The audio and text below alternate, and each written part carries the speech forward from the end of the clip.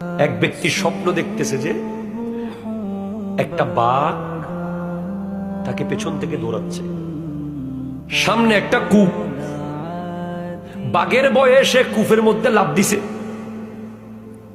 দেখে কূপের ভিতরে সাপ বসে আছে। কূপ দিয়ে পড়তে পড়তে মাঝখানে সে একটা রশি পাইছে, ওটা ধরে ফেলছে। রশি পাওয়ার পর ওই রশি যেখানে ধরছে ঠিক সেই জায়গায় দেখে একটা মৌমাছির বাসা, মধু আর মধু। এই মধু পাইয়া সে উপরে বাঘের কথাও ভুলে গেছে, নিচে সাপের কথাও ভুলে গেছে।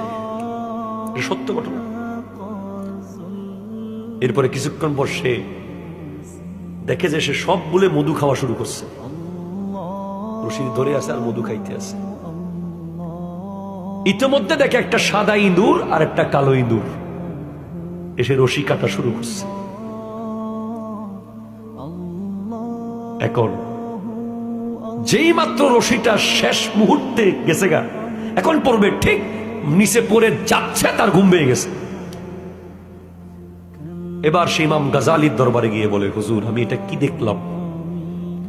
ইমাম গাজালি যিনি ৫ম শতাব্দীর মুজাদ্দিদ, যার বই পড়ে পড়ে এখনো আমেরিকা ইউরোপে মানুষ মুসলমান হয়,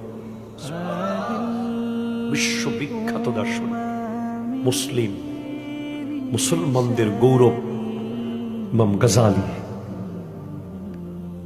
বলে, উপরে যে বাঘটা তোমাকে দৌড়াচ্ছিল সে ছিল আজরাইল আলাইহিস সালাম, আর কূপটা ছিল তোমার কবর, নিচে সাপগুলো তোমার কবরের আযাব,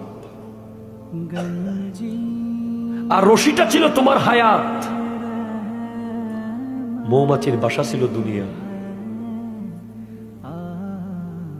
তুমি মধুর বাসা দেখে মানে দুনিয়ার পেয়ে তুমি উপরে বাঘের কথা তথা আজরাইল আলাইহিস সালামের কথাও ভুলে গেছো, নিচে সাপ তথা কবরের কথাও ভুলে গেছো। হুজুর সাদা ইঁদুর আর কালো ইঁদুর গুলো কি ছিল?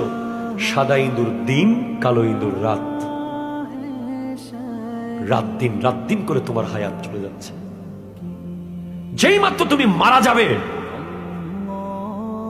ঠিক সেই সময় তোমার স্বপ্ন ভেঙে গেছে, তুমি কবরে চলে যাচ্ছ।